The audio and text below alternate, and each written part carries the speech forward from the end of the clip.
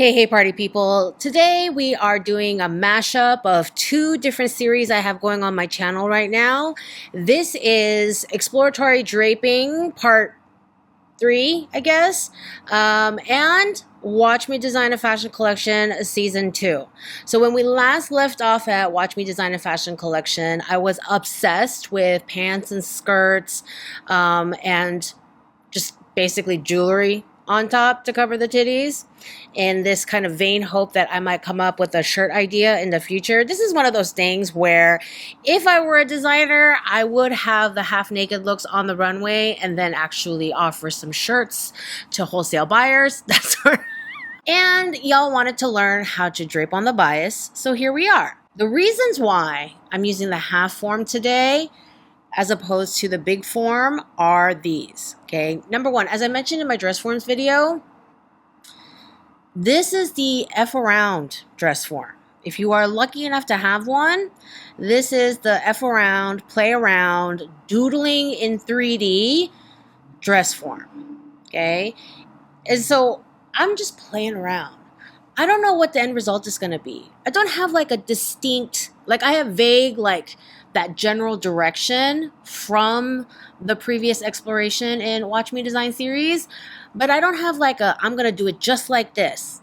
This is messing around, okay?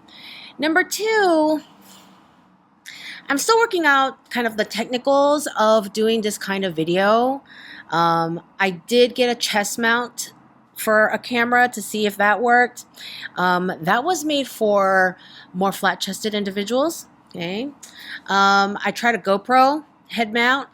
I move my head a lot. And y'all do not need that motion sickness. I do not have a camera person. Number three, you're gonna use a lot of fabric. When you drape bias, you always drape the whole thing, okay? The effect of bias is to get the flow of the whole piece. And so you need all of that fabric. Muslin phrase like it's going out of style. So I cut this piece for the back, to drape the back.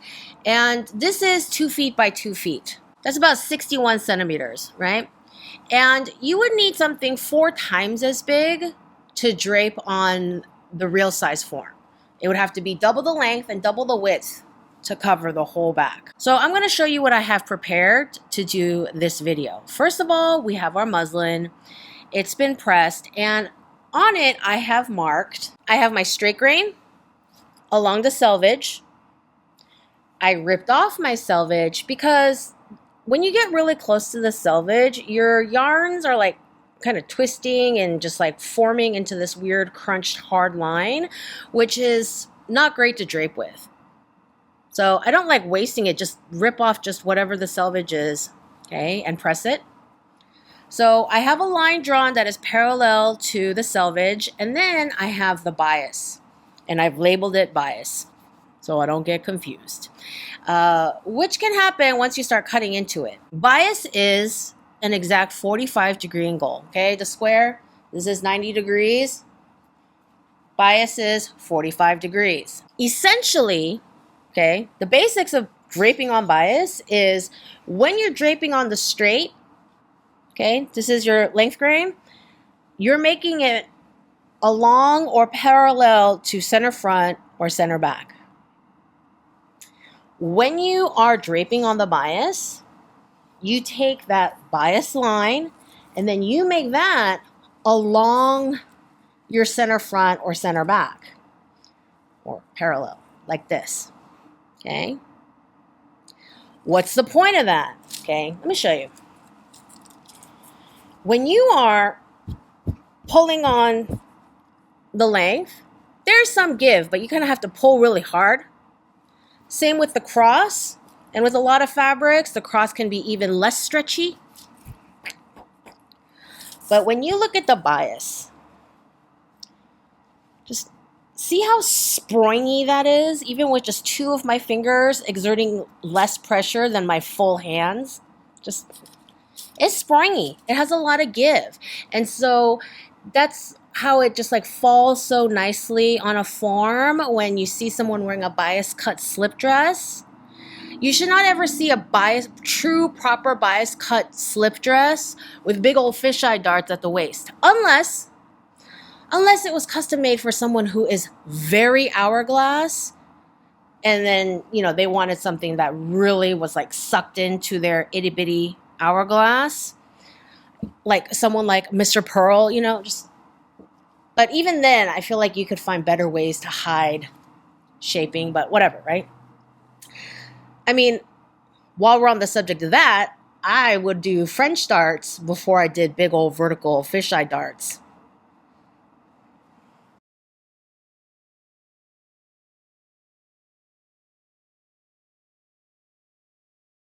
Oftentimes, you will see a bias cut dress, and if it is very long, you'll see a seam that cuts diagonally, okay?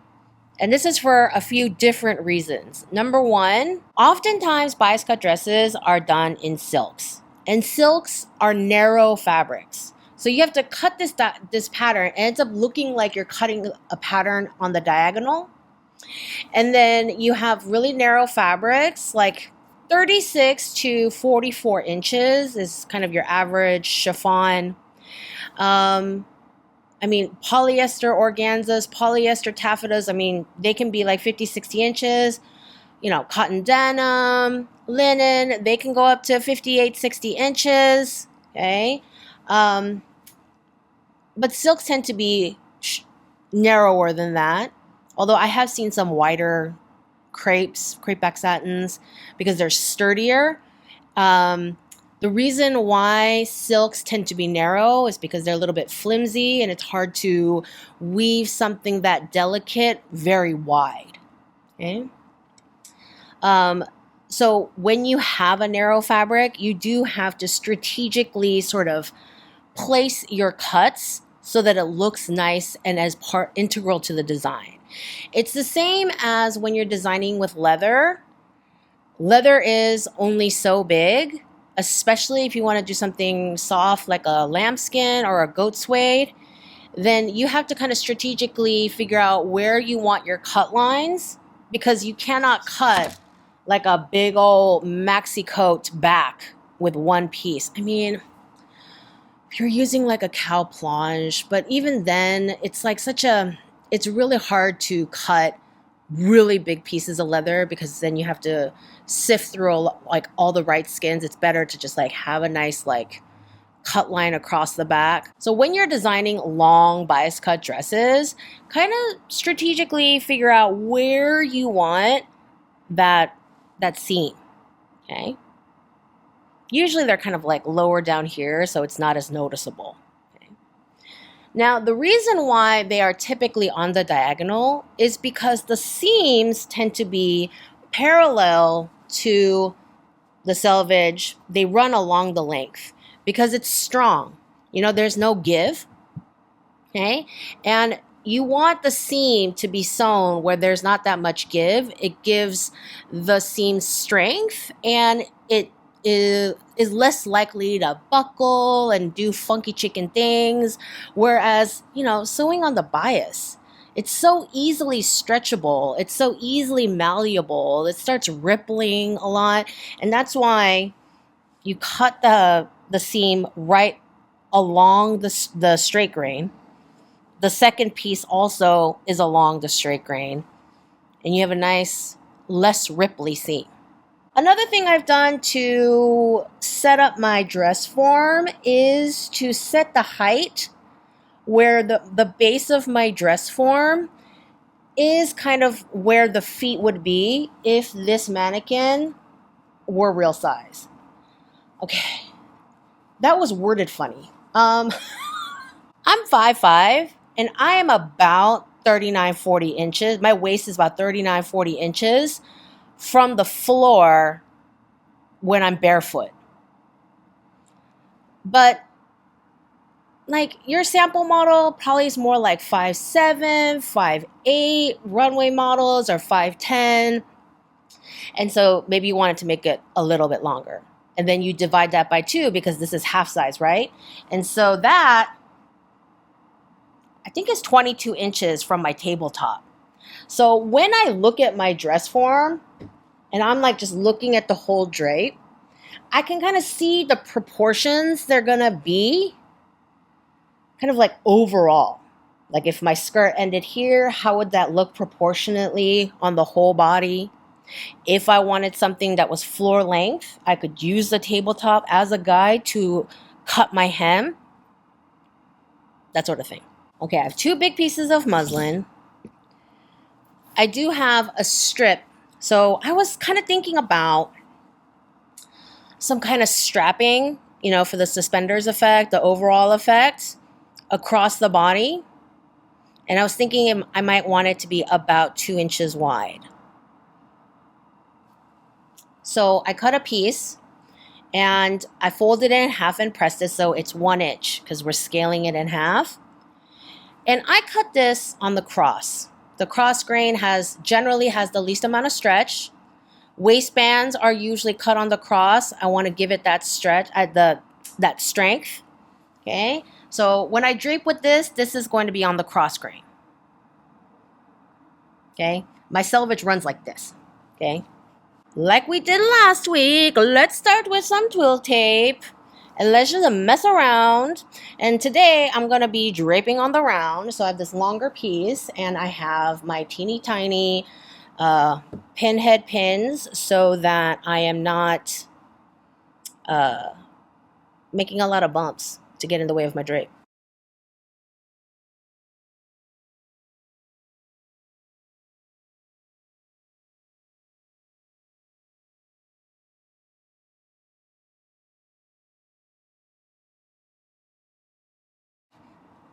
Figuring out style lines for your dress form is a little bit of a combination of the look you're going for, but also working with the curves of the body and not fighting it. Okay.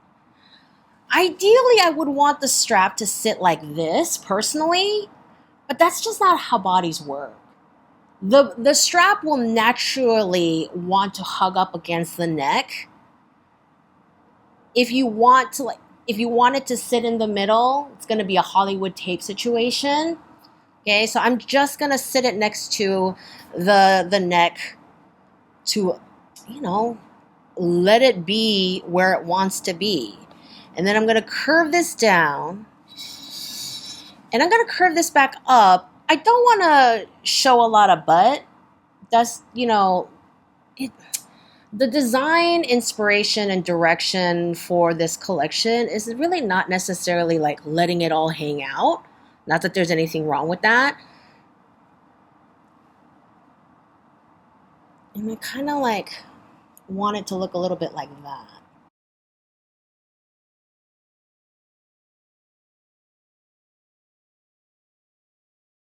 So this is the waist, and this is 3.5 inches, which is about 9 centimeters, which means that this line is supposed to match up to just above crotch. Crotch level is about 8 inches from waist for this size person.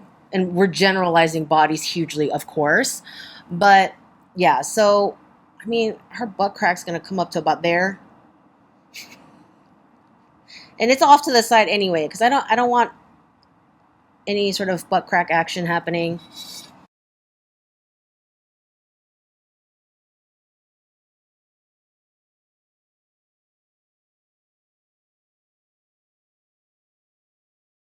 Playing around with what I think looks nice, flows nicely together, is making the shapes I want.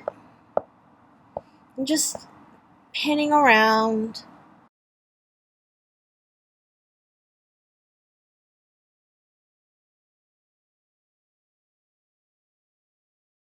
See, I don't really like this right here because to me, it's like, it's either symmetrical or it's not.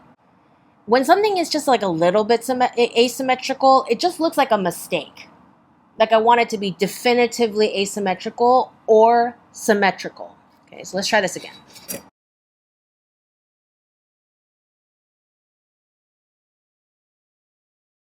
So tell me what you think. Should we do like definitively asymmetrical by leaning it more this way? Or do we want it to look a bit more symmetrical and do it like this.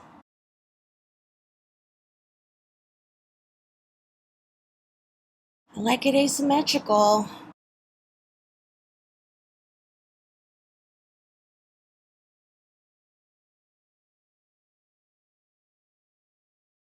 Now, if I wasn't doing this for real, and I wasn't already recording on camera, I would take some pictures of like the previous twill tape and then this twill tape and kind of just compare, like, what do I like best? Okay. Get that flow going. I want this to be high enough to cover the top peak. I want a little bit of room, a wiggle room to move up here. I'm just gonna pin this up here to let it hang. I put 2 here in a V. It really is not gonna go anywhere. And then the bias is sitting along center front. You could feel the stitches, and you can feel the seam on a regular mannequin too, where your center front is, and it should run, your bias should be right there.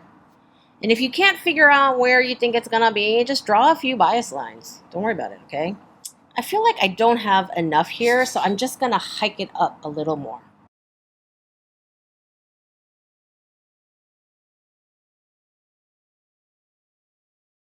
And now I have a little bit of room because maybe I don't want just like a straight side seam. Okay, maybe I want to do more of like a cut into it diagonally seam. Okay, maybe I want a seam that runs like this. Okay, something that's got this sort of like flowing this way sort of direction overall. Like I was saying about leather and silks, be mindful of your narrow fabric and kind of strategize where you want cut lines and really design them beautifully around the body as opposed to being like, uh-oh, I ran out of... Have you seen those long slip dresses? And it literally just has the tiniest triangle of extra fabric right at the hem because they just like went to the limits of their fabric and they just have this little triangle at the bottom. Personal pet peeve. But you know, the thing is like bias is already using so much fabric that sometimes like designers who are big on sustainability don't even like designing bias because you do end up using a lot of fabric and wasting a lot of it. So something to think about. But you see how it's just, it molds beautifully. It's coming out together quietly and it does not need any darting right there. I'm pinning along my twill tape.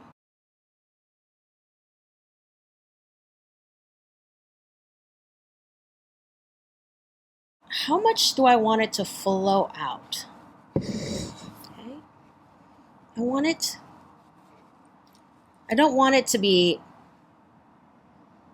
to flow out naturally, a little bit close to the body in the front, and then flow out more with the train in the back.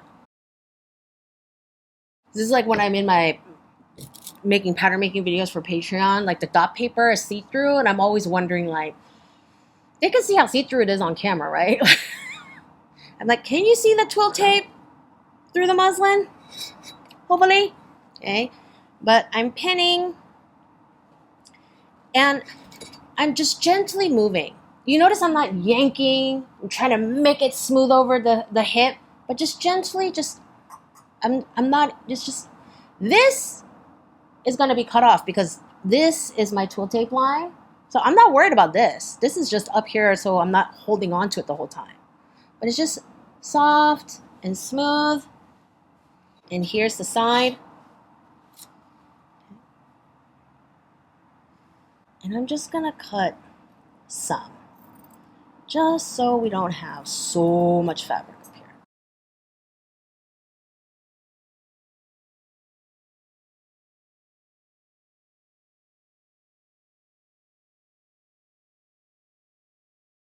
So I cut out this piece because we don't need it, but I do have enough where I could go all the way up here. I won't because I'm not gonna have that much fabric on real size, but just I have that, and there's not a bunch of fabric up here to like pull and warp the drape in any way.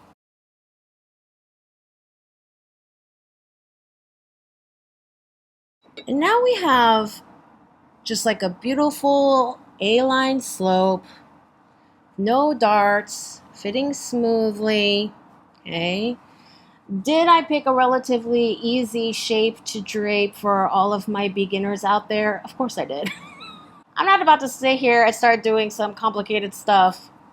I'm gonna take my green and I'm gonna start putting in my style line.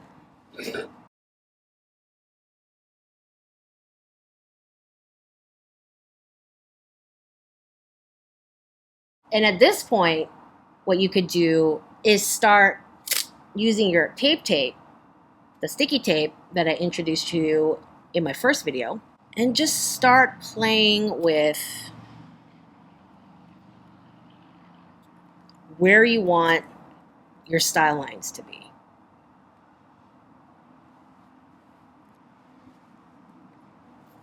Bam. Maybe I want to play with this and then this and maybe another one over here. But now I have this relatively easy to peel up but sticks very nicely to muslin tape where I can figure out my style lines. Okay. I'm going to close it here. We are going to finish this in a future video. If you want to see me continue to work on this design, leave a comment below. But I have been talking for 36 minutes. I don't know how this is going to be edited out, but I've been talking for 36 minutes. I feel like I have thrown a ton of information at you, especially for my beginners. So yeah, give this video a thumbs up if you learned something new today. Let me know how this kind of format works for you. And I will see you in the next video.